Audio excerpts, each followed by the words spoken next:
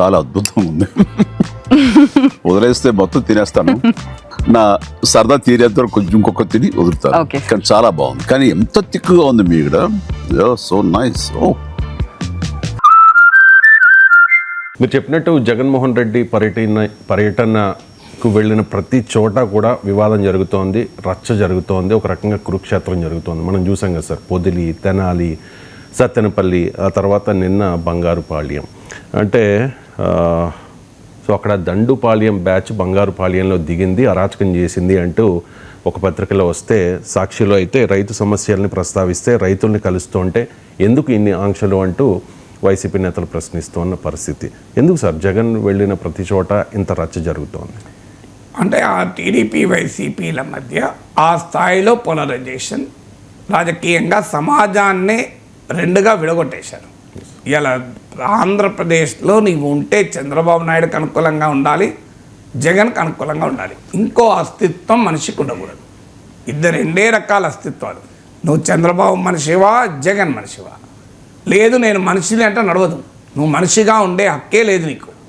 నీవు ఇటన్నా అటన్నా ఉండు, లేకపోతే మనిషిగానే ఉండే హక్కు లేదనే దశ ఆంధ్రప్రదేశ్లో రాజకీయం వచ్చేసింది.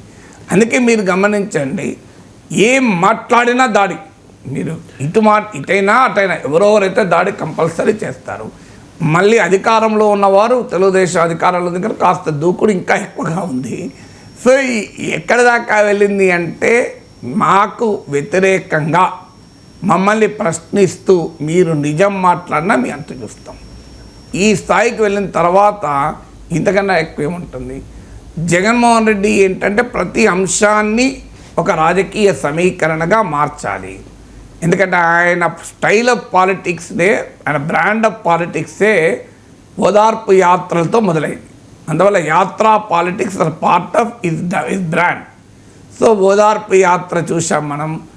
ఇప్పుడు పరామర్శ యాత్ర, అది పార్టీ నాయకుల పరామర్శ కావచ్చు, అది ప్రజా సమస్యలపైన పరామర్శ కావచ్చు. కానీ తెలుగుదేశం పార్టీకి కూడా అర్థం కావాల్సింది ఏంటంటే, పార్టీ నాయకులు చనిపోతే వెళ్ళి పరామర్శ చేస్తే, అక్కడ గొడవ జరిగితే, అల్లరి జరిగితే దానికి ఎవరు బాధ్యులు అనే చర్చలో మీకు వైసీపీ కార్నర్ అవుతుంది. ఎందుకు పరామర్శించడానికి ఇన్ని వేల మందితో ఎందుకు వెళ్ళాలి, ఇంత గందరగోళం ఎందుకు కలది?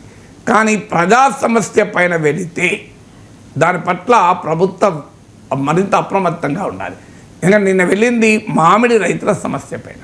మీరు అంతకుముందు వెళ్ళారు, పోనీ ఆయన బెట్టింగ్లో, ఎలక్షన్స్లో పెట్టి డబ్బులు బెట్టింగ్లో కోల్పోతే, చనిపోతే ఆయన ఏదో అమరవీరుడు చేసి విగ్రహం కట్టడానికి వెళ్ళారు అని విమర్శిస్తే అది పొలిటికల్ ఫైట్ అవుతుంది. ఆ పొలిటికల్ ఫైట్ను ప్రజలు పట్టించుకోరు. టీడీపీ వైసీపీ వాళ్ళు అట్లేం కొట్టుకుంటారులే, మనకేం సంబంధం అనుకుంటారు. ఇది పొలిటికల్ ఫైట్ మాత్రమే కాదు, ఈ పొలిటికల్ ఫైట్ ఆన్ మామిడి రైతుల సమస్య ఉందా లేదా, ఇది ప్రభుత్వం ముందుగా ఆన్సర్ చేయాలి. సమస్య ఉందా లేదా? ఇప్పుడు మన జగన్ కాన్వాయ్ ముందు మామిడి పోసి నాటకం ఆడారు అని ఆ మామిడి తోట కూడా వైసీపీ నాయకులు దాన్ని కూడా ఇలా పేపర్లు వచ్చింది. ఎస్, అదంతా నిజమే కావచ్చు, నేను కాదనట్లు ఇక్కడికి వచ్చాను. నాకు చెప్పాల్సింది అంటే మామిడి రైతులకు సమస్య ఉందా లేదా? సమస్య లేకపోతే కూడా జగన్ సృష్టిస్తే రాజకీయంగా ఆయన ఖచ్చితంగా విమర్శించవచ్చు. అలా సృష్టించినా ప్రజలేమీ రియాక్ట్ కారు. ఎందుకంటే లేని సమస్య పైన ఎవరు రాజకీయం చేసినా ప్రజలు పట్టించుకోరు. ఒకవేళ పట్టించుకోరు అని మీరు అనొచ్చు సార్, కానీ ఒక అబద్ధాన్ని పదే పదే చెప్తే ప్రజలు నిజమనుకునే ప్రమాదం ఉంటుంది. లేని సమస్య ఉన్నట్టుగా జగన్మోహన్ రెడ్డి క్రియేట్ చేస్తున్నాడు, అది అందుకే మేము అటాక్ చేస్తున్నామంటే ఎస్ కరెక్ట్, కొంతవరకు అది కూడా పాసిబుల్. సమస్య లేకపోయినా సమస్యను ఉందని పదే పదే చెప్తే ఎక్కడో ఒక చోట ప్రజలు నమ్మే ప్రమాదం కూడా ఉంటుంది కనుక రాజకీయంగా దాన్ని ఎదుర్కోవాలి. కానీ సమస్య ఉన్నప్పుడు ఏంటి, సమస్య ఉందా లేదా అనేది మౌలికమైన ప్రశ్న. జగన్ వేల మందితో వెళ్ళడం కరెక్టా? జగన్ రౌడీలను తీసుకెళ్ళిండా? జగన్ దండుపాలంగా వెళ్ళాడా? జగన్ మామిడి యార్డ్లోకి వెళ్ళి వైసీపీ కార్యకర్తలు మామిడికాయలను తొక్కారా? ఇవన్నీ నెక్స్ట్ అంశం. ఫస్ట్ అంశం మామిడి రైతుల సమస్య ఉందా లేదా. సమస్య ఉంది అని ఎవరు ఎక్నాలెడ్జ్ చేస్తున్నారు? ప్రభుత్వమే ఎక్నాలెడ్జ్ చేస్తుంది. నిన్నటి పేపర్ ఇవాళ పేపర్ సాక్ష్యం కదా. పామిడి రైతుల్ని ఆదుకోవాలని కేంద్రానికి లేక ఇవాళైతే ఏకంగా 260 కోట్లు మంజూరు. మరి ఇప్పుడు చెప్పండి, జగన్ పోవడం వల్ల లాభం జరిగిందా, మామిడి రైతుకు నష్టం జరిగిందా? అందువల్ల మీ రాజకీయపరమైన ఘర్షణ ఏమైనా ఉండదు, మాకు అనవసరం. వైసీపీ టీడీపీ వాళ్ళు తిట్టుకుంటారా, కొట్టుకుంటారా, అరుచుకుంటారా, కేసులు పెట్టుకుంటారా, మీరు అధికారంలో ఉన్నప్పుడు మీరు చేస్తారు, వాళ్ళ అధికారంలో వాళ్ళు చేశారు. ఇందులో ఏమీ తేడా ఉందని అనుకోను. ఇవాళ టీడీపీ వారు ఏం చేస్తున్నారో అంతకుముందు వైసీపీ వాళ్ళు అదే చేశారు. ఇప్పుడు వైసీపీ వాళ్ళు ఏం ఆరోపిస్తున్నారో అప్పుడు టీడీపీ వాళ్ళు అదే ఆరోపించారు. ఇంతకన్నా తేడా ఏముంది? అప్పుడు జగన్మోహన్ రెడ్డి పాలనలో సోషల్ మీడియాలో కామెంట్లు పెడితే అరెస్టులు మనం చూడలేదా? చంద్రబాబు నాయుడు యాత్రల్ని, లోకేష్ యాత్రల్ని, పవన్ కళ్యాణ్ యాత్రల్ని అవహేళన చేయడం మనం చూడలేదా? ప్రభుత్వం ఇంత బాగా పనిచేస్తుంటే వీళ్ళకి ఏం పోయే రోగం ఎందుకు అని అనలేదా? సేమ్ ఇప్పుడు అంటున్నారు. అందువల్ల మీకు యాక్టర్స్ మారారు, యాక్షన్ మారలే. సో యాక్టర్స్ చేంజ్డ్, ఎవరు అధికారంలో ఉన్నారు, ప్రతిపక్షం ఉన్నారు, అప్పుడు ఇప్పుడు చేంజ్ అయ్యారు. బట్ యాక్టివిటీ అయితే సేమ్ కదా. యాక్టివిస్టులు మారారు, యాక్టివిటీ సేమ్. అందువల్ల మాకు we're not at all bothered. అది పాలిటిక్స్. మీరు వాళ్ళు చూసుకోండి, రెడ్ బుక్లు, రాజారెడ్డి రాజ్యాంగాలు మీరు ఎక్కడన్నా పోండి, మాకు అనవసరం. నేనంటున్నది అంటే ప్రజల సమస్య, మామిడి రైతులకు సమస్య ఉందా లేదా, జగన్ పర్యటన వల్ల వాళ్ళకు లాభం జరుగుతుందా, నష్టం జరుగుతుందా? నాకు కావాల్సిన క్రైటీరియా ఒకటే, మామిడి రైతులకు సమస్య ఉందని ప్రభుత్వం కూడా ఎక్నాలెడ్జ్ చేస్తుంది. కేంద్రానికి లేఖ రాయడం ద్వారా, క్యాబినెట్లో 260 కోట్లు రిలీజ్ చేయడం ద్వారా. సో అది ఎప్పుడు జరిగింది? జగన్మోహన్ రెడ్డి పర్యటన అనే ఆలోచన లేనప్పుడు జరిగి ఉంటే ప్రభుత్వం ఇంత ఆదుకుంటున్నా ఎందుకు ఈ జగన్కి పని లేదా? సమస్యలు అంటూ ఉంటాయి కదా ఎక్కడైనా. సమస్యలు ఆయన ఉన్నప్పుడు కూడా లేవా? అల్టిమేట్గా సమస్య ఉందన్నది ముఖ్యం కాదు, ప్రభుత్వం అడ్రస్ చేస్తుందా లేదా.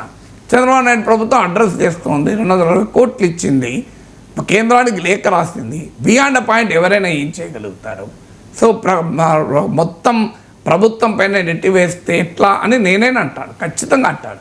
ఇక్కడ ఏ ప్రభుత్వము సమస్య లేకుండా కంప్లీట్ పరిష్కారం ఎవరు చేయలేరు. 100% ఏ సమస్యలు లేవు అని ఏ ప్రభుత్వంలో ఉంటాయి? అది అసాధ్యమైన విషయం. అందువల్ల సమస్య ఉందా అనేది కాదు, ఆ సమస్యను ప్రభుత్వం చిత్తశుద్ధితో అడ్రస్ చేస్తుందా లేదా. అడ్రస్ చేస్తుంటే జగన్మోహన్ రెడ్డి కనుక మళ్ళీ వెళితే అది రాజకీయ యాత్ర, ఆయన రాజకీయ ఉనికి కొరకు, రాజకీయ అస్తిత్వం కొరకు మాత్రమే చేస్తున్నాడు. ప్రభుత్వం ఇంత సమర్థవంతంగా అడ్రస్ చేస్తుంది కదా. ప్రజాస్వామ్యంలో ప్రతిపక్షం మరి అదే చేస్తుంది, కానీ ప్రజలు గుర్తించాలి. ఇంకో చూడు, ప్రభుత్వం ఇంత అడ్రస్ చేస్తుందా, నాలాంటి వాళ్ళు ఖచ్చితంగా విశ్లేషిస్తాం. కానీ సమస్య ఎక్కడ వస్తుంది?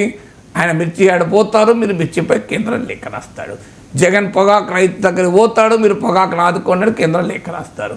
జగన్ మామిడి రైతు దగ్గరికి పోతారు, మీరు మామిడి రైతులను ఆదుకోండి లేఖ రాస్తారు. మామిడి రైతులకు 260 కోట్లు ఇస్తారు. ఇప్పుడు మమ్మల్ని ఏమని అర్థం చేసుకోమంటారు? అంటే జగన్ వెళ్ళడం వల్లనే లాభం అవుతుంటే వెళ్ళొద్దని చెప్పమంటారా? వెళ్ళకుండా ఉండమని చెప్పమంటారా? ఇది ప్రభుత్వం చెప్పాలి కదా. అందువల్ల జగన్మోహన్ రెడ్డి వెళ్తాడా వెళ్ళడా కాదు, జగన్మోహన్ రెడ్డికి ఇష్యూలెస్గా చేస్తారా చేయరా. మళ్ళీ చంద్రబాబు నాయుడే చెప్తారు, మంత్రులు సరిగా పనిచేయడం లేదు, ఎమ్మెల్యేలు సరిగా పనిచేయడం లేదు, మంత్రులు సమర్థవంతంగా ఎదుర్కోవడం లేదు, మీ శాఖలు చేసిన మంచి పని కూడా చెప్పుకోవడం లేదు. పోనీ మామిడి రైతులకు వ్యవసాయ శాఖ మంచిగా చేసినా వ్యవసాయ మంత్రి చెప్పుకోవడం లేదా? అది కూడా చెప్పండి, మరి మాకు అభ్యంతరం లేదు. So we'll have to know something కదా. అందువల్ల డెమోక్రసీలో ప్రతిపక్షం ప్రజా సమస్యల్ని లేవనెత్తితే అది ప్రజలకు లాభం అవుతుంటే దాన్ని ఆహ్వానించాలా లేదా? పొలిటికల్గా దానివల్ల నష్టపోయే వాళ్ళు అభ్యంతరం చెప్తే చెప్పచ్చు. జగన్మోహన్ రెడ్డి వెళ్ళడం ద్వారా మామిడి రైతుల సమస్య ముందుకొచ్చి మామిడి రైతుల సమస్య పైన ప్రభుత్వాన్ని తప్పనిసరిగా పనిచేసేలా చేస్తే పొలిటికల్గా జగన్కు లాభం వస్తుంది కదా అని టీడీపీ అభిమానుల్లో వ్యతిరేకత ఉండొచ్చు. అది మాకు సంబంధించిన ఇష్యూ కాదు. టీడీపీకి లాభం వస్తుందా, జగన్ లాభం వస్తున్నట్టుంటే మీరే ముందు చేసి ఆ లాభాన్ని టీడీపీ పొందితే మంచిది కదా అంట నేను. మీరు ఆయన బంగారు పాలనలో ఉన్న రోజు క్యాబినెట్లో 200 రిలీజ్ చేసి మళ్ళీ జగన్మోహన్ రెడ్డి అంటే ఏమొస్తుంది? జగన్మోహన్ రెడ్డి బంగారు పాలనలో ఉన్న రోజే కదా మీరు రిలీజ్ చేసినారు, నిన్ననే కదా 2 జరిగినాయి. సో అందువల్ల మీకు ఫండమెంటల్ క్వశ్చన్, ప్రతిపక్షం వెళ్ళడం వల్ల ప్రజలకు లాభం జరిగితే ప్రతిపక్షం వెళ్ళనియాలి, ఆహ్వానించాలి. ప్రతిపక్షం వెళ్ళడం వల్ల ప్రజలకు లాభం జరగకపోయినా డెమోక్రసీలో ప్రతిపక్షాలని వెళ్ళనివ్వాలి. ప్రతిపక్షం వెళ్ళడం వల్ల నష్టం జరిగితే ఆ నష్టం ఏది వాయిలెన్స్ జరిగిందనుకోండి ఖచ్చితంగా చట్టం తన పని తాను చేసుకోవాలి.